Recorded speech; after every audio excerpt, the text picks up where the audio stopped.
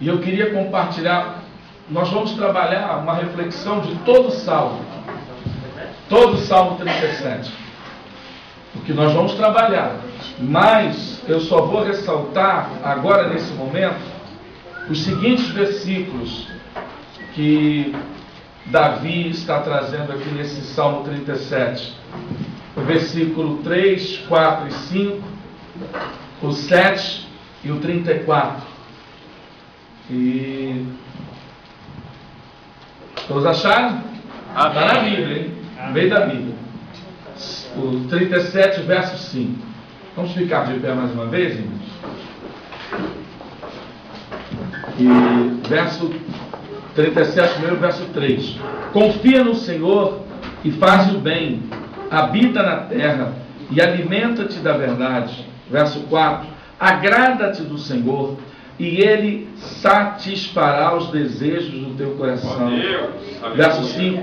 Entrega teu caminho ao Senhor, confia nele e o mais Ele fará. Verso 7. Descansa no Senhor, espera nele, não te irrites por causa dos homens que prosperam em seu caminho, por causa dos que se levam a cabo aos seus maus desígnios. E o 34, versículo 34, espera no Senhor, segue o seu caminho, e Ele te exaltará para possuires a terra, presenciarás isso quando os ímpios forem exterminados. Senhor, em nome de Jesus, mais uma vez, que o Teu Espírito Santo fale através de nós, para a honra e glória do Teu nome. É o que eu te peço e te agradeço. Amém. Os irmãos podem sentar. Irmãos, deixa eu fazer um complemento dessa introdução que eu dei sobre essa decisão. Ontem eu estive num café de pastores, e ali na igreja Kairos, aqui do pastor Márcio, e tem muitos pastores ali, amigos meus de anos de trabalho de evangelismo.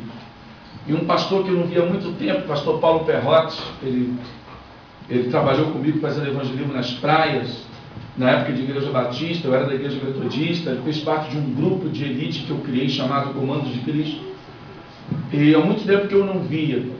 E ele foi pregar ali, e acabou que a gente conversou. Ele abriu um restaurante ali perto do colégio Pentágono, um homem de muita visão e tal. Levou o outro pastor junto dele, o pastor Aurélio, o autor daquela música Eu Quero Voltar ao Primeiro Amor, né? Também muito amigo meu de anos. E uma coisa curiosa, irmãos, é que na sexta-feira eu estou ainda assim ruminando tudo isso que tem acontecido comigo, de repente esse convite que meu irmão me faz, colocando diante de Deus uma série de coisas, porque muita cobrança de lado, de outro, e estava falando para Deus até não digo assim como Pedro, mas semelhante a ele, voltar a pescar, ou sair daquele propósito e ir para outro, e diante das coisas que você vive. Irmãos, engana-se quem acha que crente não passa por momentos que você tem que você é tentado, que você sofre pressão. Na Bíblia nós vamos ver muito disso.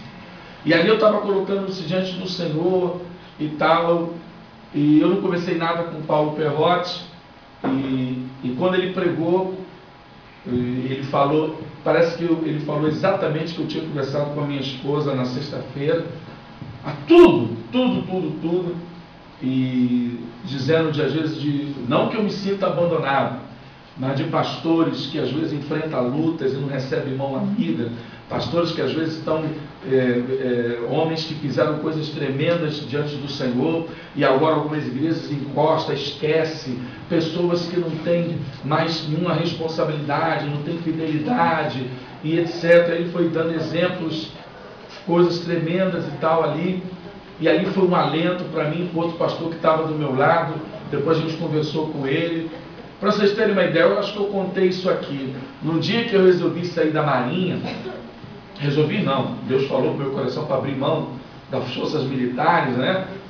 Como eu sempre comento aqui, eu poderia hoje estar comandando um batalhão, tranquilamente eu seria capitão de mar e guerra, correspondência a coronel no exército, e eu deixei tudo pela obra para fazer missões, para evangelizar, e eu abandonei tudo isso por uma visão, por isso que eu gosto de fazer, de treinar, de preparar pessoas, Aleluia. de estar em seminários, de fazer, porque a gente vê o despreparo dos irmãos hoje, muita igreja despreparada, muito crente que não está nem aí para estudar a Bíblia, não está nem aí para a escola dominical, não está nem aí para se envolver. Nós estamos vendo como é que o Rio de Janeiro está aí assediado por essas coisas que o governo tem aprovado, muitas pessoas que não conhecem a Bíblia, a oportunidade que se aparece como um seminário desse que a gente está ministrando aqui, e poucos dão valor a isso, acham que não é importante e etc. Às vezes diante de muitas facilidades, como tem outros aí também que entram em seminários que não têm compromisso simplesmente com a palavra de Deus, eu só quer tirar dinheiro das pessoas.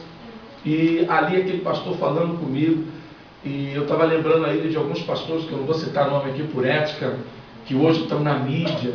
Tem um pastor aí muito conhecido na mídia, que eu até falei que eu carreguei a filha dele no colo, chorei com ele assim, no joelho, ali no chão e tal, com ele, com o irmão dele, com o trabalho dele. Hoje ele está aí com várias igrejas em tudo quanto é lugar. Um homem assim, que o irmão dele se lembrou de mim no dia que eu encontrei com ele. Ele falou comigo assim: oi, Janei, tudo bem? Parece até que eu era um desconhecido. Mas com uma pessoa que eu falei para ele, faz isso na sua igreja, faz isso, hoje ele faz isso, é copiado por outros pastores e etc e tal. Mas para mim, irmãos, eu me alegro porque Deus me usou um dia para ser bênção na vida desse pastor. Glória a Deus. Se ele reconhece ou reconhece, o problema dele. Eu não estou preocupado com isso, não fui ali para ele me reconhecer e me colocar no programa de televisão dele e dizer, ó, aqui está o pastor Adinei, etc, e fez isso no passado. Eu poderia citar que pelo menos uns 5 pastores que vocês conhecem de mídia, que eu não comento isso, não falo isso, mas que tiveram ali comigo, a gente trabalhou junto, fez trabalho junto. Um aí, bem conhecido aí, quase falando o nome dele, não para não. E o outro também, de outro local também aí, que hoje também tem evidência, tem grupo de música, ministra e tal. E eu estava comentando isso com esse pastor, porque esse pastor que eu encontrei com eles domingo, sábado agora, ontem, né?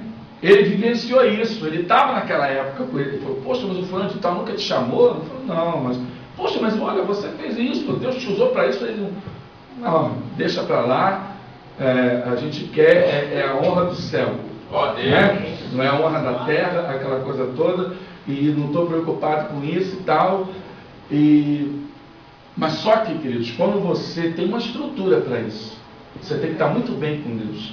Porque quando você não está bem com Deus, você acha que Deus te abandonou, você acha por que Deus prospera o fulano e não prospera a mim, por que Deus não faz isso? Aí começa a colocar aquela série de comparações. E esse texto do Salmo 37, né, os que a gente está falando, confia, agrada-te, entrega, descansa, espera. Né? Ainda que você não vê perspectiva, ainda que você não vê aparente solução, mas você tem que confiar em Deus. Ó Deus. Isso não é fácil não, irmãos. Você tem que pagar contas. Eu acredito que o pastor Joel, final de mês, etc, dá do Senhor, tem misericórdia e tal. Isso é normal com todo pastor, etc. E Deus sempre manda o socorro. Tem aquele momento de provação. Mas eu queria que alguns irmãos, para a gente lesse comigo aqui, que lesse para mim esses 3 versículos introdutórios. Lucas 1, 5 e 6 e 2, 25. E Gênesis, vamos começar com Gênesis. Gênesis 6, 9. Depois nós vamos para Lucas 1, 5 e 6 e 2, 25. Quem pode ler para mim aí? Gênesis 6, 9 e depois Lucas 1, 5 e 6 e 2, 25. Eis a história de Noé. Como é que começa? Eis a história de Noé. História de Noé. Noé era homem justo e íntegro entre os seus contemporâneos. Noé andava com Deus. Como é que começa Moisés escrevendo sobre Noé? Um homem justo. Justo, gravem bem isso, justo. Lucas 1, versos 5 e 6 e depois 2, 25. Existiu no tempo de Herodes, rei da Judéia, um sacerdote chamado Zacarias, da ordem de Abias. Sua mulher era filha de Arão, e o seu nome era Isabel. Eram ambos justos perante Deus, andando sem repreensão em todos os mandamentos e preceitos do Senhor. Olha que coisa tremenda, hein? Esse casal aí, os pais de João Batista, Lucas capítulo 5, verso 6, capítulo 1, verso 5 e 6.